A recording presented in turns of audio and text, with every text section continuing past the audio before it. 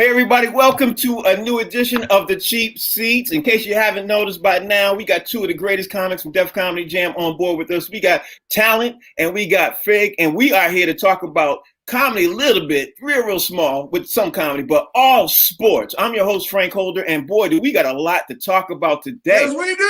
Oh my goodness. I mean, a lot of things jumped off last night. I was just excited about the NBA playoffs, but a couple of news stories broke this morning.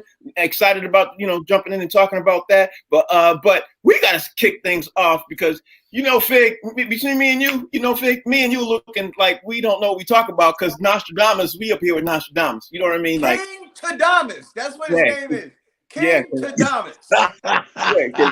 Talent is looking more and more like the man right about now. I'm really shocked that Talent picked his team way before everything started, and Talent picked up that he was going to say the Portland Trailblazers was about to come out and do their thing, and which they starting to do. You know what I mean? And Portland Trailblazers right now are looking like the team to beat. Granted, it's game one, but Talent, what's your thought process on what you saw after game one last night? Even after walking away happy with the win, I'm worried because first of all, I'm a conspiracy theorist, right? And I believe that when you go against the powers that be of what they want to happen, and you have these upset teams coming in there, you start seeing stuff come into play. I seen a couple of things last night that somebody made that call when it looked like in the fourth quarter it was going to go one way. Somebody made that call, and it started looking a little fishy out there on that floor. Started looking a little tit for tat, and I'm glad that Portland picked up on it because they finished out with 4 guys and 5 fouls. Yes, they did. Four needed players with 5 fouls, and they called one timeout, and somebody must have said in that timeout, y'all see what it is, man. Everybody settle down. You see what it is. Because the fix be in, man. That phone call get made, and all of a sudden, these phantom things be happening, bro. But right now, up 1-0, feeling good. Right. That's what happened to Draymond Green. That phone call came in, and when they lost, Draymond made his own phone call. He was like, well, he said, if y'all gonna make a phone call on me, I'm gonna make a phone call on you. And he was like, Kevin! So, Fig, what you thought about the game last night after you saw the game last night? Man, it was awesome, man. Let me tell you something. The one thing that I didn't pick him like Talent did, you know what I mean? But the one thing that I did say that holds true is LA has the best front court and Portland has the best back court. And if LeBron James and Anthony Davis don't dominate in the paint, they're not going to win, man, because C.J. McCollum came alive a little bit. Seems like he filled this game. Dame Dollar did his thing. They had 2 young boys that did their thing. Nurkic. I forgot about Hassan Whiteside being on the team. Me too, son. I forgot about him, yo. That kid had 5 blocks last night. So and 2 back-to-back. When the Lakers go big, Portland Trailblazers could go big and they could go better. Because here's the thing. They don't count on Hassan Whiteside scoring, and they don't really count on Nurkic getting them over the hump. It's always with their backcourt. So if the Lakers go big, they got 2 non-factors in JaVale McGee and Dwight Howard. Right. Those guys are non-factors. They're going to play defense. They're going to clog up the paint. But they're non-factors. And then here's another problem, which we talked about with the Sixers. Anthony Davis, another big man, does not like to go down low and bang. Yeah. I'm like, what is wrong with these 7-footers that they are? What are they allergic to paint? Are they allergic to paint? Okay, but let me say this to you. Dwight Howard had a great game last night for coming off the bench and everything else. You can't dispute his game was pretty good. But Talent, I'm gonna say to you right now, before we even really talk and analyze the game, conversations are always all the time with people comparing LeBron and Michael Jordan, saying who's the GOAT and everything else. If LeBron loses this series right here, is that talk and should that talk be completely wiped off the board? What you think? Absolutely. First of all, it shouldn't be on the board. But exactly. But these people that bleed LeBron. And no matter what happened, here's the thing. Here's my LeBron thing. If you ever notice, I don't know how much you guys on social media and sports on social media like Twitter, but They make up stats for this dude every week. Mm-hmm, Every week they make up stats they usually ain't been keeping. He the most ahead, 7 points and 16 this and 2 steals. Like nobody's even keeping he's the fastest with the for most points in 3.8 minutes. Cut the crap. All right. So that the people who bleed LeBron are always gonna bleed LeBron. But yes, I believe it should be out of the conversation. You totally didn't make the dance 2 years in a row, and you got upset as a #1 seed. Right. What do you think about Fig? Yo, man, listen, I never even seen the comparison in the very beginning, man. LeBron James should never be in a Michael Jordan conversation. Mm-hmm. He just shouldn't be. Listen, Mike wanted to beat everybody that beat him and everybody that he played against. And LeBron James, I don't care what nobody say, he left Cleveland to join up with Dwayne Wade and Chris Bosh so he could win. That was his MO. And I don't care what people you can use the narrative, oh yeah, you can move now. It's a different time and stuff like that. As far as I'm concerned, that is not the killer mentality. It's called cheating. You're padding the numbers. You're cheating. He's still doing it, Fig. He ain't stopped doing the things. Yes, he did it in Cleveland. He did it in Cleveland because he saw Kyrie was a beast and he was a monster and that kid could do some stuff. And then he said, well, if we got one more dude that could go in and get some rebounds and stuff like that, when I come in and I get Kevin Love around me, I'm good. So they went and got Kevin Love. Yeah. They got Kevin Love. And the Wiggins, they traded Wiggins before LeBron even said that he was coming. Let me tell you how you know the fix was in with Wiggins. He never even made the team photo. All right, so let's talk about the game. Let's talk about the game. Is done. Let's talk about the game. Last couple of minutes, Portland Trail Blazers, they pull in, they hit 2 big 3-pointers to basically come in and cut the lead in half and tie the score the last 2 minutes of the game. If Portland is always in a neck and neck game with the Lakers right now, do you see that the Portland Trail Blazers lose some of those games in neck and neck? Because personally, I'm going to be honest with you. If the Lakers and the Blazers are going to be neck and neck and they come in all the time, it gets fourth quarter, 2 minutes all the time, I cannot see Portland losing because they don't have the guard play. I can't see Portland losing any of those games if the game is tight. Now, if the game is if somebody's up by 8 with a minute to go or something like that, then of course, as obvious, you know what I mean? But I just don't see the Lakers having the guard play. Talent, what you think? No, remember, the fix be in, bro. I don't want a tight game. A tight game down to the wire, meaning that they're going to put the calls where they need the calls to go to help the other team over the hump. I want a 5 to 8 point cushion Portland's way so that they have at least enough chance to finish out and close out that game. If that game is tied or 1 to 3 points, all it is take a ref call. They take a call from somebody to go, get that guy a foul, or, call a phantom foul on this one here. One phantom call, Carmelo did an awesome block. Yes! Dude going to the rack. Carmelo did the cleanest, most awesome block. That would have been a break because he smacked it that way. That was going to be a fast break off the block and 2 to 3 points. And they called a foul on Melo. And nobody they didn't replay that but one time. 2, nobody challenged it. Said, come on, dog. You calling these phantom calls. One time, LeBron coming around a pick, runs into his own people. Right. And Carmelo got that foul. I'm like, yo. What you think, Fig? Man, let me tell you something, man. First off, the Lakers had a lead yesterday in the fourth quarter, and it wasn't good enough.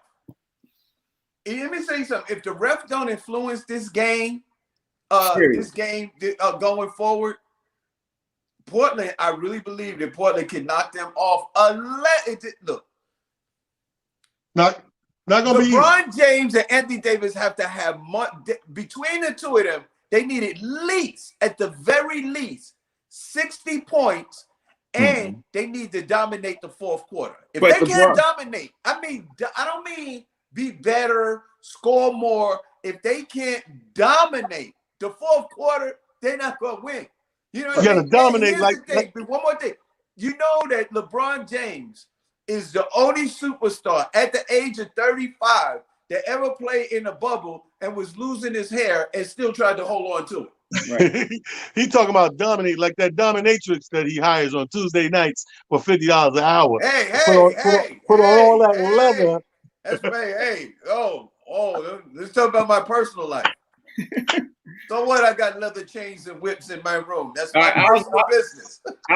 I would say this. I'll say this. LeBron James and 80 are not enough. Point blank enough. They can score 50, 55. They're not enough because Portland is a shooting team and they shot horribly last night and they still won the game. Let's be honest. If they happen to turn around and get a little bit hot, it's a wrap. If they get hot, it's a sweep. You know what I mean? So man, Davis, listen, the last few games, Davis been disappearing in the fourth quarter. Right. 2 points, 6 points. Like, dude, you're supposed to be a top 5 player. Listen, but everybody is top 5. Mm-hmm. I'm like, listen, I went to school back in the day where math was math. You know what I mean? How many top 5 players can you have? Okay, so when LeBron James is supposed to be top 5, you can't have 4 or 5 points in the fourth quarter in a playoffs. Playoffs? The playoffs? Wait, in the playoffs? And so did you all either when you all saw? I'm sure you both saw it last night after the TNT thing when Charles Barkley pulled out the broom and he was walking that was hilarious. Besides me cracking up, you know what I mean. I don't believe that the Lakers are going to sweep them, but I'm sure talent got him in 4. Talent, you got the Blazers in 4. No, I actually remember I had the Blazers in 6 games because I'm telling you, man, you can't sleep on the league. We said this 5 shows ago. Mm-hmm. It's about money. The same way we talk about college football and all that stuff, and about the money of the franchise of the business part of it. The business part of it is it's about making money, and it behooves the league not to have the biggest stars go out the soonest. You know what I mean? The longer you keep those ratings up and people wanting to watch, that's when it's doing what it's supposed to be doing. So they're not going to just sit by and let it happen. You're going to be playing against the Lakers. You're going to be playing against the league. You're going to be playing against the refs. And let's keep it real. Anthony Davis, like you Figs always say, you need that junkyard dog. He ain't no dog. Right. What do you think, Fig? Yo, man, he's hitting all cylinders, man. Let me tell you something. Anthony Davis, man, I like old school basketball. I hate the fact that a guy as big and as talented as Anthony Davis won't go down into the paint and make it happen. And you know what else was bothering me? When a dude that's over 6'8", 6'9", 260 some odd pounds is spending all his time on the floor. What is wrong with the balance of these NBA players nowadays? Why are they always on the floor? You know what I'm saying? Why are they always flopping? Every time somebody touch you, you falling around and flailing and falling down. What is wrong with them? Why do they keep falling down like that? Listen, it's okay with me if that's a part of the game, but I expect it from the European players and I expect it from small guys. But if you're a big 6'8", 6'9", 250, 260 pounds, you 7 foot, why are you flopping? Stop the flopping. You're expending necessary energy. That's why you can't shoot in the fourth quarter. But you're spending too much time flopping. He's flopping because you don't have that dog mentality. If you don't have a dog mentality, you ever see dogs like either the tails between the leg and they're running away or crowing in the corner, or they're coming at you. Right. These guys wasn't coming. And, you seen LeBron. LeBron had to start eventually going to the rack because their shots were off. They wasn't holding these guys. They were running that floor like crazy. So to combat that, LeBron said, man, I got to drive in myself 100 times. I agree with you. I agree with you. And every time his shot get blocked, he acts like he got fouled. His arms is always up like this. Can I have some more, please?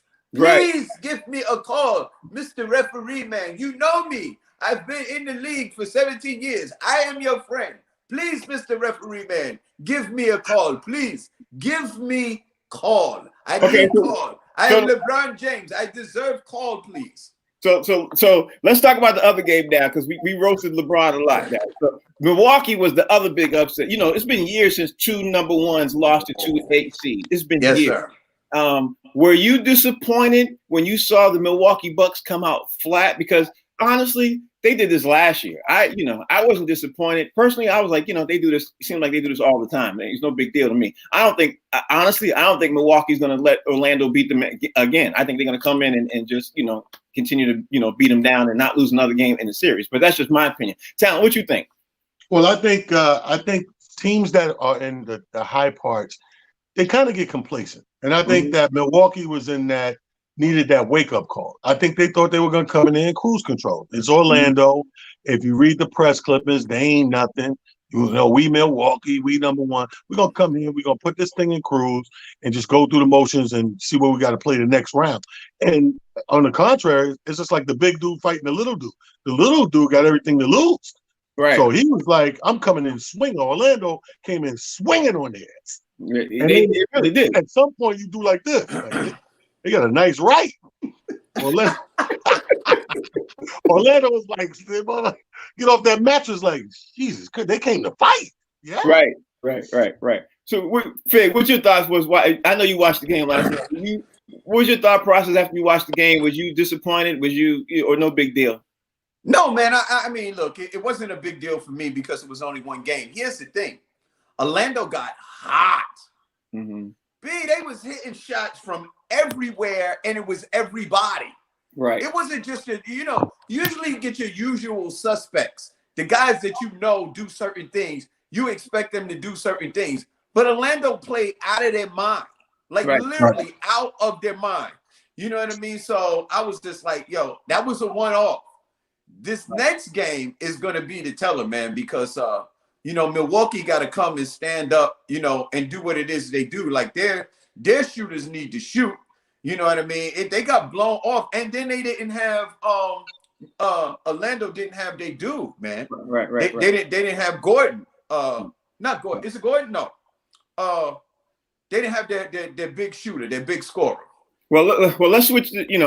Let's talk about this. Let's put a pause button on this for a second. Let's just jump into another conversation because yesterday, Charlotte Hornets suspended their announcer. His name is John Falk. He got suspended indefinitely after he put up a racial slur.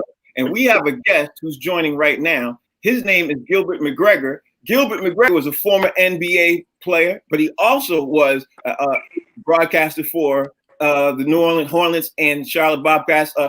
Gil, how are you doing today? Gil, can you hear me? I'm good. How about you guys?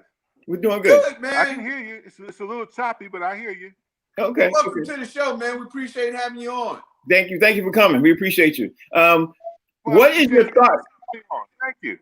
What was your thoughts after you saw yesterday that Charlotte Hornets suspended John Falk indefinitely for the racial slur? Because I had to jump in and ask you that real quick.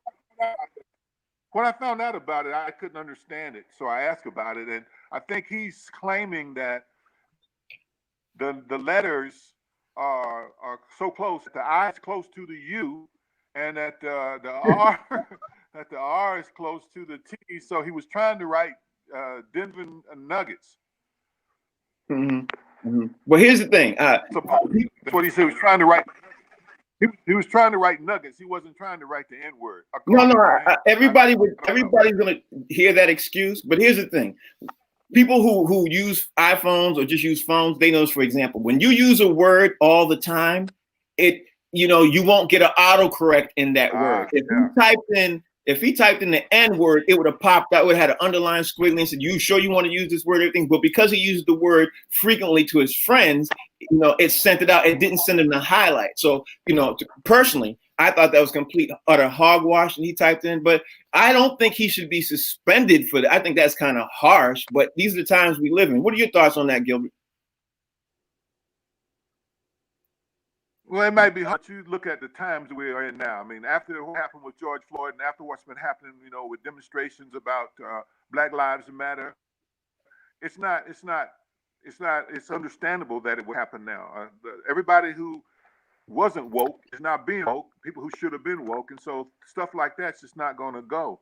And if your owner is Michael Jordan, so you got a black owner, you can't be making mistakes, and if the machine doesn't correct it, then I guess humans correct it. So maybe he made a mistake. I'm not saying he did it. But as you were talking about, whatever your apparatus, it does a lot of things. But if that word's used often enough, it picks up on that too. The smart speakers and smart what everything, maybe they're smarter than we are sometimes. But I hope that he didn't do it on purpose. But if he did, then that's what happens. Right. Okay, now we're gonna get to the part of the show where before you joined, the fellas and I were having this conversation last night. You're an older NBA player. You heard a lot, you've seen a lot, everything else.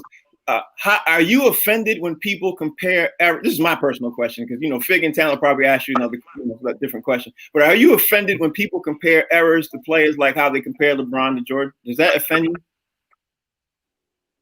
Offended would not be the right word, but I understand why. I heard you guys talking. I was going to say y'all were in the green room, but it might have been the blue room the way you were talking. But I understand what happens. I think all of it. He heard you talking. I heard you talking, Talent. That our time, we think is the best time. I mean, if you guys go back to whatever year it was you finished high school, that probably was one of the best songs you ever heard play on that summer after you finished high school. Then you go back to your freshman year in college, and something happened then that was the best. And when you watch your favorite player win a championship or be in the finals, so we all equate our eras as the best.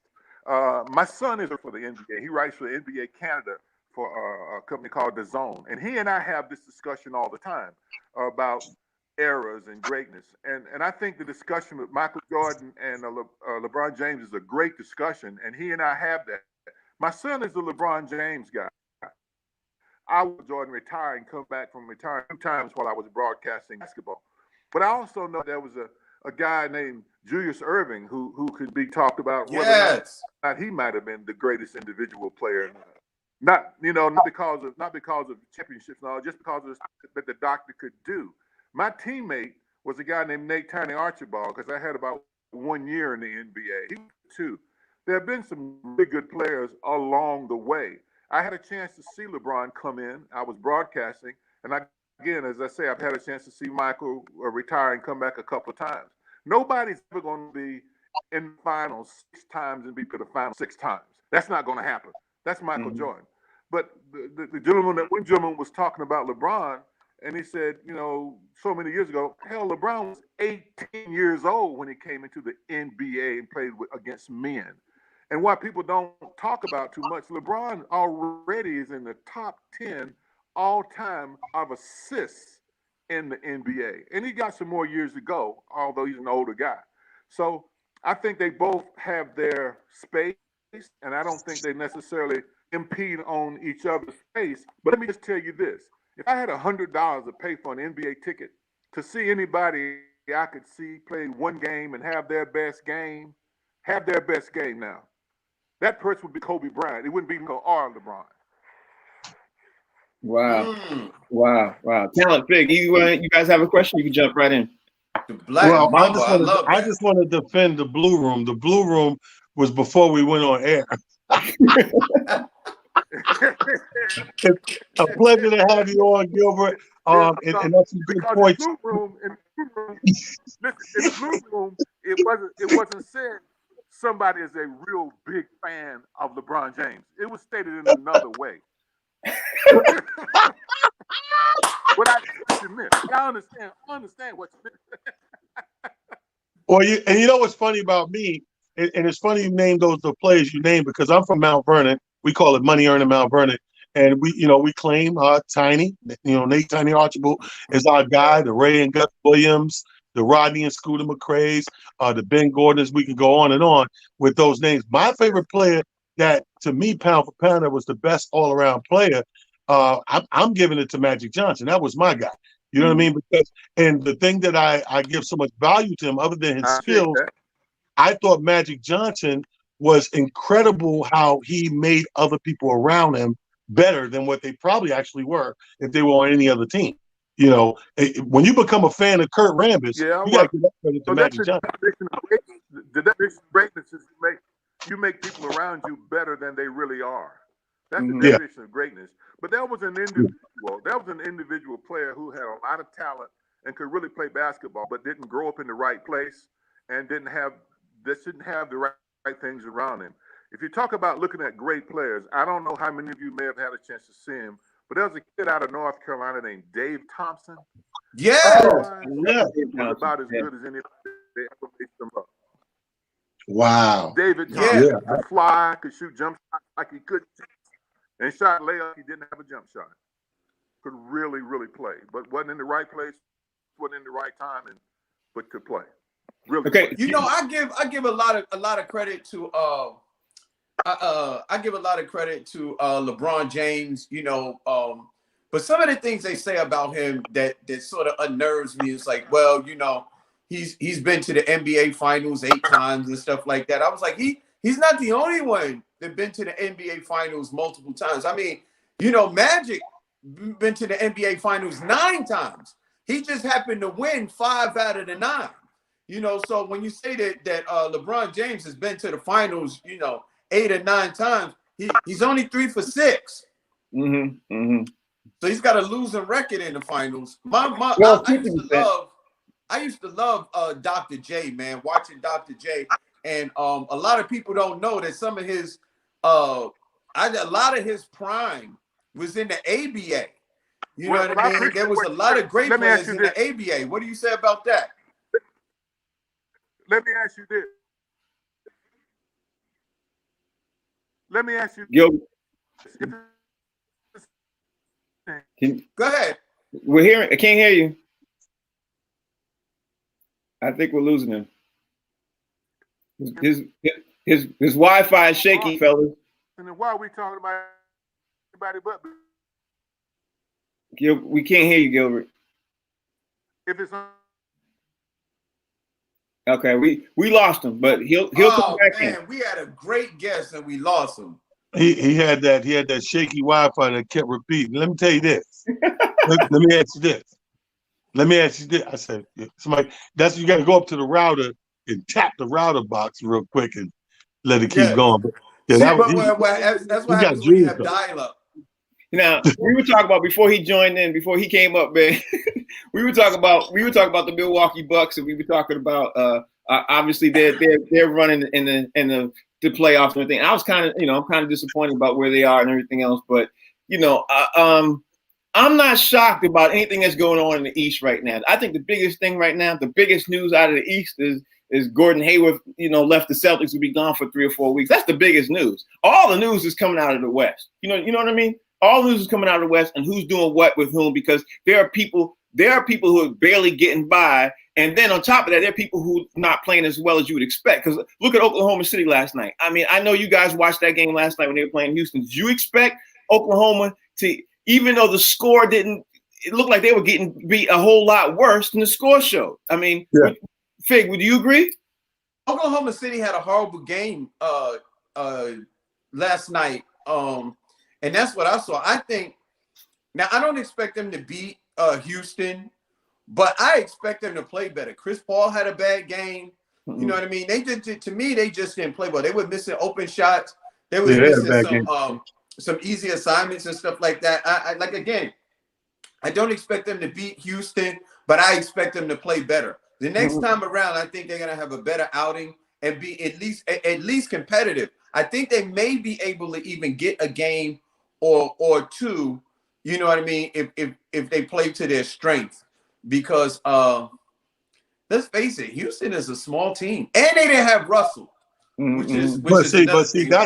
expect them to give more of a run for the money. I expect, and we all have to expect, Chris Paul's an all-star. We got to expect to see a Chris Paul moment or game. So right. I expect them to grab a couple of games. I expect them to click. I think first games are super nervous for everybody. I really do. Because, you enter in a series, no one wants to go home, but someone has to go home. So I think everybody's kind of walking on tippy toes and second guessing and third guessing things. But I expect OKC to give them a run for the money. What I never did expect is to even see Gordon Hayward make as many games as he did since he's been back from the last injury. I expect that Mr. Glass to bingo. So when he went out, when Mr. Glass went out, I was like, okay, he got a couple of games. You know what's really funny in my mind? you know what I think about now? It's like these guys, right? They all in this bubble. Now, what if you in a bubble and you a team and you was like, you know what, we ain't got no chance to win. So we say, yo, let's go ahead and lose out 4 games so I can get back home to my wife. You're laughing, but you gotta have 1 or 2 of them in there. I wouldn't doubt it. Right. Like, yo, man, I like to go down to Magic City and buy some of them Lou Williams sweet wings. You know what I mean? So let's go ahead and get on out of here. You are we ain't gonna win no championship. Yeah, hey. But I expect them to give a better. Again, it's game 1, so let's see if Chris Paul rallied the troops and kind of even this sucker out. Yeah, but I will say this too. Chris Paul looked defeated at the end of the game. He looked upset. The calls weren't going his way. He just looked utterly disgusted. I'm not sure if he was disgusted with the refs, his team, but that was not the Oklahoma City Thunder that I've seen play during the season. Of course he was upset. Did you not see these commercials? Homeboy is tearing his house up. Every time he turn around, he breaking something around the house. He broke the car, the tree through the window, the deer. Like, he got to stop being, you know what I mean? Like Carlton from Fresh Prince, you got to stop. He's ruining the playoffs. Right. And it's a good thing that he got State Farm, man, because with all this damage, he's gonna need some insurance to get this stuff fixed. Hey, so before I forget too, there's another news story that jumped out last night. Was you guys know Masai Ujiri? He is the Toronto head of basketball operations. He was Masai Ujiri. Yeah, he was sued by the San Francisco Bay Area deputy sheriff of saying the deputy sheriff said that he got pushed by Masai first and everything, and of course Masai was countersuing him. Yesterday, some video popped up showing that the deputy pushed him first. Absolutely. And now he was saying that the whole time that he got pushed and he got shoved, and he even stated, to everybody that he was telling them that I am the head of operations at the Toronto Raptors. I'm the head of operations at Toronto Raptors. I belong here. I'm head of operations. I want to celebrate with my team. Being that I want to celebrate with my team, please let me pass. The deputy sheriff was very indignant to him and said no and called all kinds of names according to him. Now, being that the video came up and everything else, Talent, do you believe him? Because now the video kind of is backing up all his story, what he's saying. Well, I mean, I keep saying, man, we can't refute video. Video is the new witness. Mm-hmm. You know what I mean? Video is the new. Remember back in the day, you needed an eyewitness. Now the video is your eyewitness. So if I got videotape, because they got specialists that could take videotape and tell you if it was doctored or not, like a picture. You know what I mean? So you got bona fide footage that's backing up your story.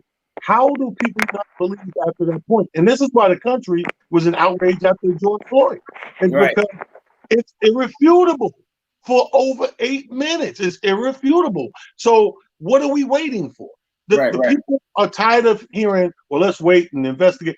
If you have the video and the video is backing up your claims, what are we waiting for? Right. You know, that's the thing that I was going to say, Frank, is that listen, it is highly unlikely that an executive making that kind of money, the head of basketball operations for an NBA team, is going to walk up to a police officer, an official, and just push him for absolutely no reason at all. That does not make sense. And then you have the videotape, which backs up his claim. He said, I didn't push a police officer. And here's the thing.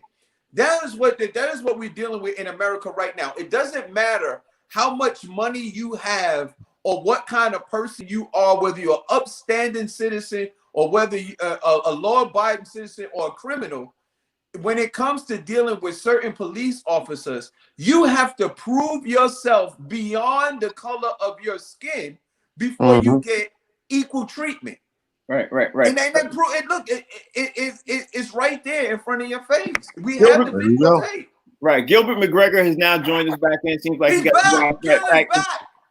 his back on. Gilbert, I'm sure you're following this story. Can you hear me? I can't get a full sentence out of what's going on. Yes. We are talking about Masai Ujiri, I can hear, but it's real choppy. Okay, I'm not sure. I apologize for the connection, but we're talking about the Toronto head of basketball operations who's being sued by the deputy out in San Francisco Bay Area, and we're just having the conversation, basically stating that the video is now come forward and saying proving everything he's been saying for the last year and a half. That's that's the topic of discussion. But since I have you on, and you have been a commentator for years for New Orleans, let me just ask you this. The NBA playoffs is right here, right now. It seems like it's up for anybody to win the NBA playoffs. Being that you're a former NBA player, who do you have winning the NBA championship this year? Can you hear me, Gilbert? Say it again. If you're a recruiter, what now? Who do you have winning the NBA recruiter? championship? And I didn't get the last part. Who do you have winning the NBA championship this year? Winning the NBA? The NBA championship, yes. Who do you win? I see either the Clippers or the Raptors. Okay. Either like the Clippers that, yes. or the Raptors repeat. Okay. Now that's a former NBA player. Because I say the thing about the league that people they talk about, you'll hear them broadcasters say, "Well, defense wins championships." And that's true, but they don't tell you what defense wins championships. Is the defense is on the wing. The defense on the wing create turnovers, and they create turnovers in the turnovers in the half court lead to fast break layups and fouls. So you get to go to the free throw line and shoot without anybody putting a hand in your face. But the way the game is played, defense on the wing also leads to fast break open threes. So we get excited about teams knocking down open threes. Usually come from fast break that will penetrate. Everybody sucks back into and people are shooting open threes. Toronto, they change and they get run out. Mm-hmm. I can't hear you, breaking up a little bit. And so do the Clippers. You talk about Gilbert, I'm gonna have to, and that's why I think one of those two teams will be the champion. Gilbert, thank you for taking out the time for joining this show. Breaking up, I'm gonna have to connect with you. We're gonna have to figure out a way to get your connection to be better. But thank you for taking out the time. We really appreciate you joining the show. Oh man, I really wish we could have been a little bit more cohesive in terms of our technology. Maybe we can do it. And I really appreciate you having you guys. I'm an old dude, been around a long time. Discussions. Yeah, that mean you know a lot though, bro. That means you know a lot. We need some of that knowledge, Gilbert. We need some of that knowledge. Yeah, Gilbert, we're gonna talk to you again. We're gonna figure it out. We're gonna get to technology, make it happen. We're gonna figure it out. But thank you for taking out the time, and we're gonna keep the show rolling on. One of my best friends is Cedric Cornbread Maxwell. So if y'all talk about me, I'm gonna ask him. He's gonna tell me now.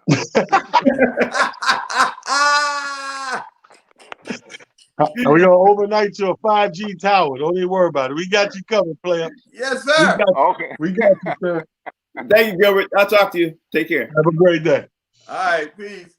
All right, we got to continue on with the show. We want to thank Gilbert McGregor for joining the show, former NBA player, and of course, broadcaster. He knows a lot. We're going to have to get him back on and see what he's talking about. I want to know if he's the owner of the McGregor sneakers that came out back in the day. So, I'll put you in contact with him, and you could ask him because he just absolutely just might. Now I got to move the conversation into the NFL because we were discussing. We were discussing off air before it came on board that there are two women who came close.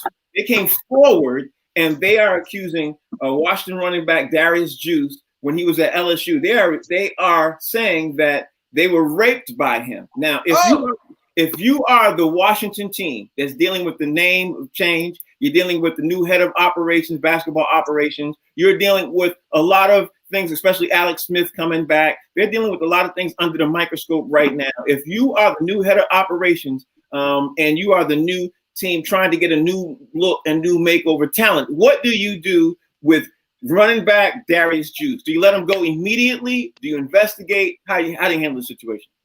Well, you got to give everybody the benefit of the doubt.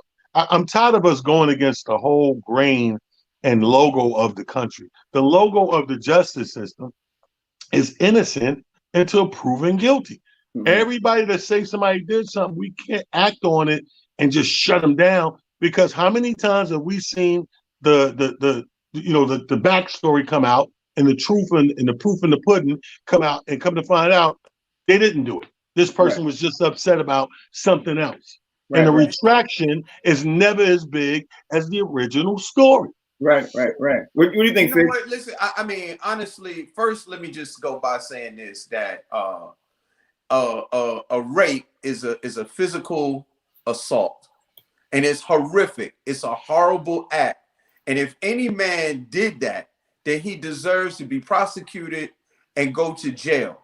But the problem with it is that what Talent said, merely an accusation cannot be enough for a human being, a man, to lose his livelihood and his job simply because of an accusation. And the problem that I really have is that so many times these women don't seem to come forward until an individual reaches a level of prominence where they're making large amounts of money, and then all of a sudden they come forward with these accusations. I don't like, there's something wrong with that. It's like, but I can't get into the psyche of a woman that would do something like that. But if somebody physically assaults you, then it should be an amount of time that goes by before you able to talk to somebody or get your thoughts together before you press charges. Yeah, but what you're doing right now is you're opening up the door for a lot of different. You're ready to go down a path for a lot of different reasons. Because women get assaulted, it takes them a long time to be able to even have the courage to come forward. But how long though? How long is long? Some people take years. Look at Bill Cosby. That's a different conversation. Some people take years, and it was proven 40 years. But it was proven that he did it. So that's a different conversation. My point is this.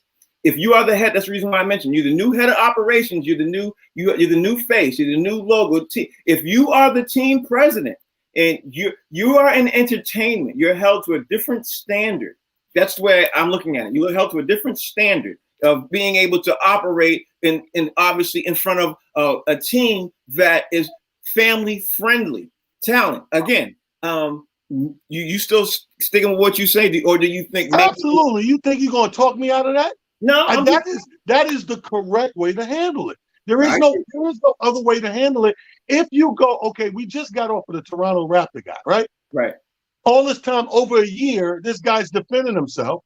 The sheriff is saying he pushed me, and it took a year for this video to surface and clear the guy. We gotta have a justice system, and like Fig said, rape is horrific. I'm not saying nothing against rape. I'm saying let's make sure someone's guilty of the accusation before we act on it. So what if you're the head of operation and you say, oh my God, he's accused of rape, and you get rid of the guy. And then a year or two from now, come to find out he didn't do the girl, he broke her heart. He didn't rape her. He never did any of the things accused of. Now, what do you do as head of operation? Because like I said, the retraction is never like the accusation. People don't give you a big write-up. People don't come back and give you the money and things, that the livelihood that they disrupted, that you lost. You understand what I'm saying? So I think the right way, you asked me, well, what I do? I would do the right thing. The right thing is I would address it. I say, yo, we go immediately on the investigation.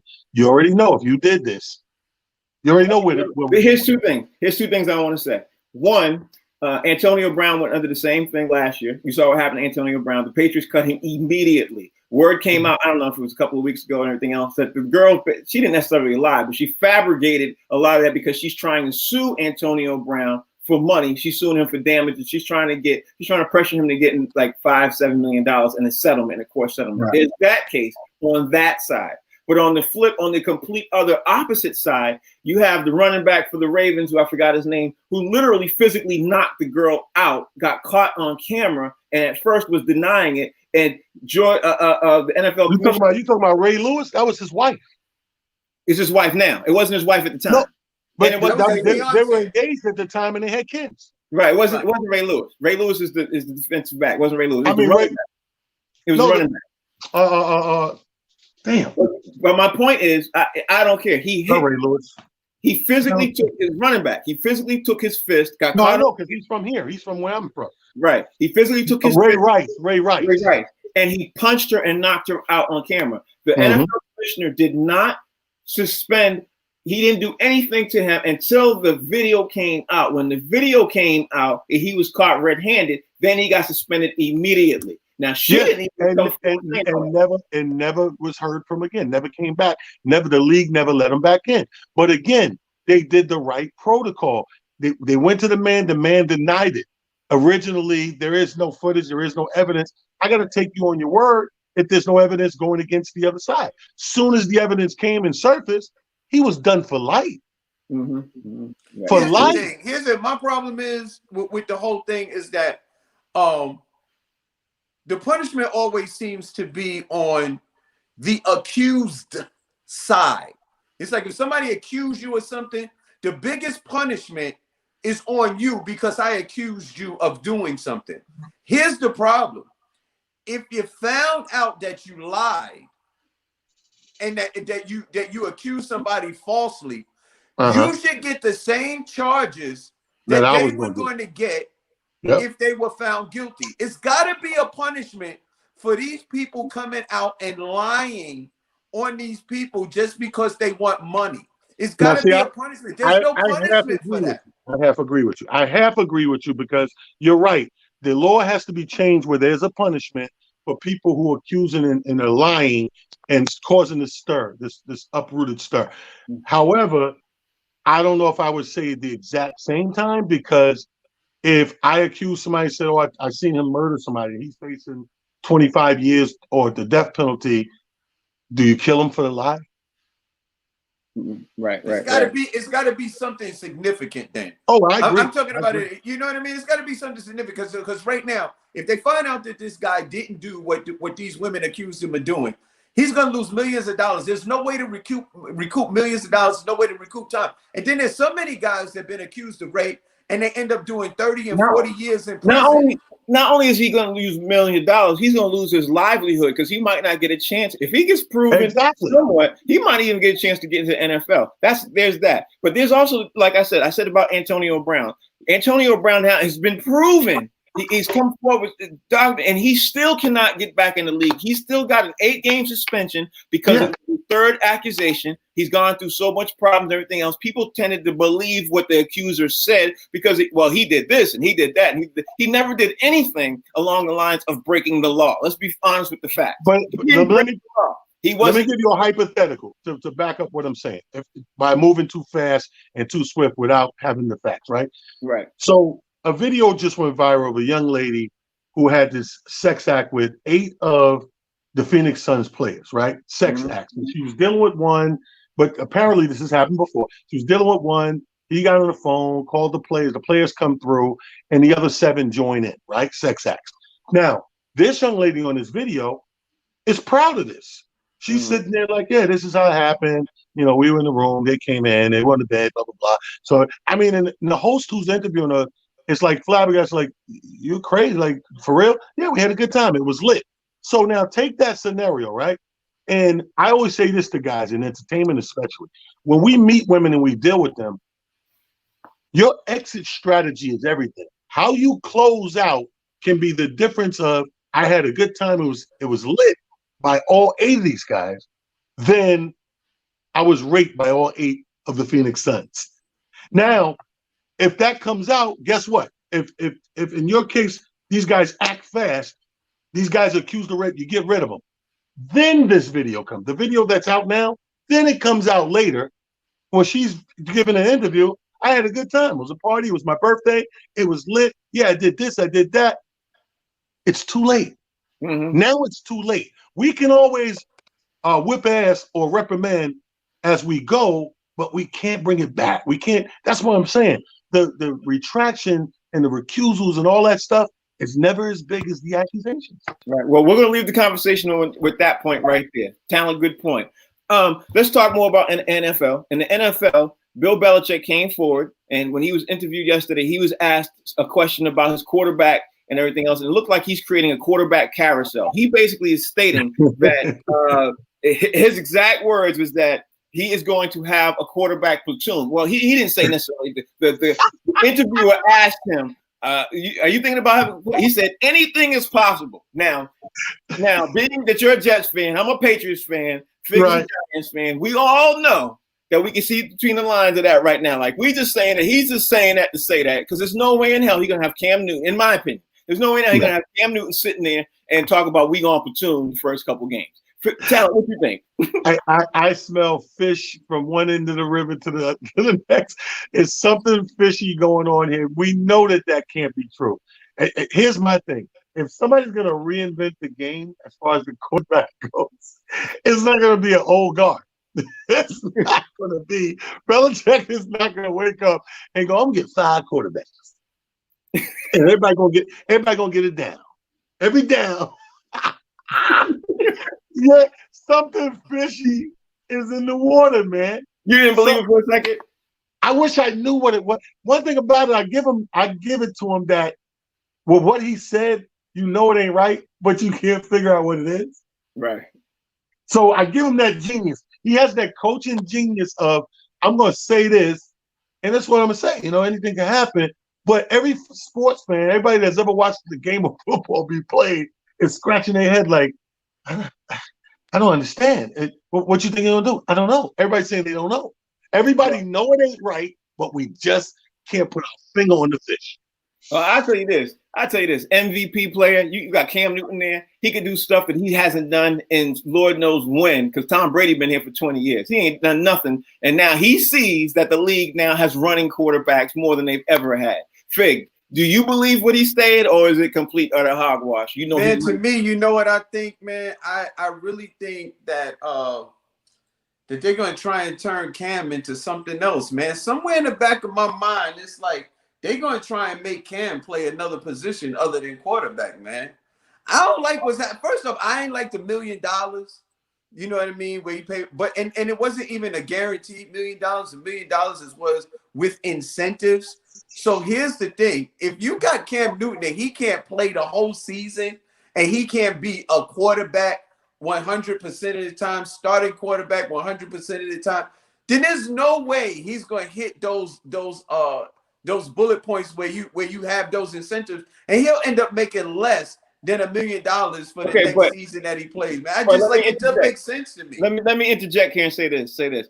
Not one team in the NFL wanted Cam Newton. The Patriots were the only team that called him in, and then when they called him in, they said this is all we can offer you, because they had one of the only teams in the NFL that have the least amount of money to be able to pay anybody because they maxed out. Okay, there's that. There's also the fact being, and I just said it, that not one other team. Now, if Cam Newton goes to 4 or 5 other different teams right now, you know they're going to the Super Bowl, without hands down. Let me just interrupt you for a second. Does that have anything to do with the fact that the Carolina Panthers released him after everybody already had their quarterback stand pat? The Carolina Panthers released him because of one good thing. They knew Cam was trying to max out. They didn't have the money, and they were going the chicken or the egg, and they were trying to basically hustle him. Cam decided that he was going to say, you know what? I'm walking away, because when they went back and offered him some money, he decided not to take it. He lost that gamble, because now when he said that, then the Carolina Panthers put out the word that he's been injured. I don't know. He's spoiled goods. We all know how the NFL does. Tell me you don't know NFL does not do that. When they know that they want this particular player,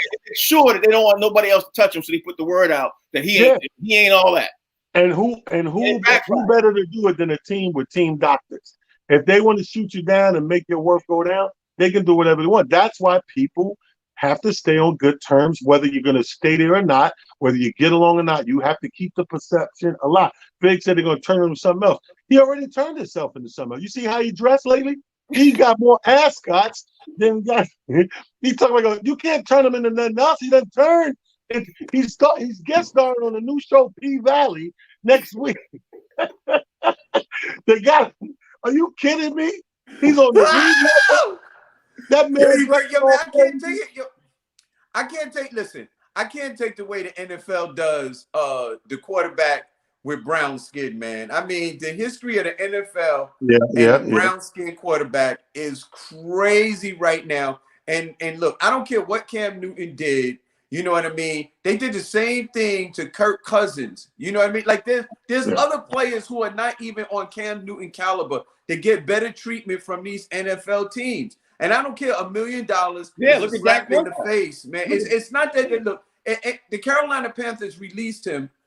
You can say what they did, but they released him when everybody else had their stuff together. When everybody else already had their teams established, they went through the draft. They had their quarterback, they had their positions, and then they said, okay, now Cam's available. They released him as tainted goods. You got to say that. Yeah. They released him with they did that. But what Fig is saying, they took their time. Fig is saying they did taint the goods, but they strategically waited because all those opportunities that were there, I'm going to wait till they plug those holes, then release you with as being tainted goods. But people got their quarterbacks. So all that money you thought you was going to go get, they already plugged up and gave it to other people. So I made it hard for you. So you got to go get this minimum wage, prove yourself all over again and all that, you know. But also, let's say this too. Let's be fair to be clear across the board because we want to say everything's fair too. Cam Newton gambled and lost. You know what I mean? Yes. He knew he gambled and he lost. His sports people, his agents and all around, they were telling him this. And he was acting like he was believing everything he was saying, and he wasn't taking a look at everything that was going on around him. But hold on, Frank, he did gamble and he lost, but the dice were loaded. Okay. yeah. But it's not like he didn't know. Cam Newton been in the league for 12 years? It's not like he hasn't seen it before. So he knew the potential of the teams and how they would play it, in other words. Right. So he gambled. Frank is right. He gambled and he lost. He gambled and he lost. But anyway, y'all, that's the show. Yeah, the show. I got to thank Gilbert McGregor for former NBA player for calling in. And even though his Wi-Fi was a little bit spotty, I'm sure he had, we're going to work on that next time. I got to thank him for being able to call in. Definitely. Let's give the man. It was a little bit. A little bit? Yeah. But we all know he's older. He has some issues. He has some medical issues. So I want to thank him for being able to dial in and be able to call in. I learned something. I learned something today that I didn't expect to learn. But thank you, Gilbert, for dialing in. I didn't know they still had 1G. I thought we were coming from 4G to 5G. Gilbert has proved that you can do these shows virtually with 1G. And a flip phone. Now that's a real OG. Y'all gonna leave Gilbert alone. Now that's a real OG. Yeah. What? That's a real 1G. How we gonna find you? Hey, tell them how you can find you. Hey, social media, I'm always popping every day. Twitter at It's Just Comedy. Instagram, Talent the Comedian, one word, and Kingtown Harris on Facebook. Bomb every day. Fig. And you can catch your boy F to the I to the G on Comedian Fig. Comedian Fig. That's Comedian F to the I to the G on Instagram, Facebook, and Twitter. On all. And what about you, Frank? Thank you all appreciate you all for joining. I really appreciate that. One thing I just want to say before I forgot, man, we forgot to include people who want to be able to call in. So we got to pick that up tomorrow. We got to pick that up. I apologize if you sit at home. Well, you had Gilbert twice. That counts for that. Yeah, that's true. You did have Gilbert twice. He did. Right. We had him twice.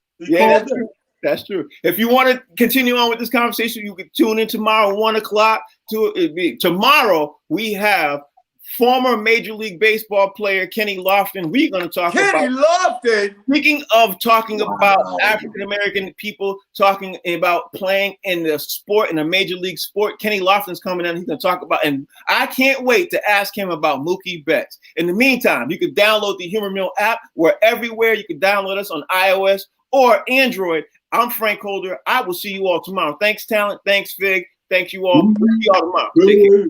Yes, sir.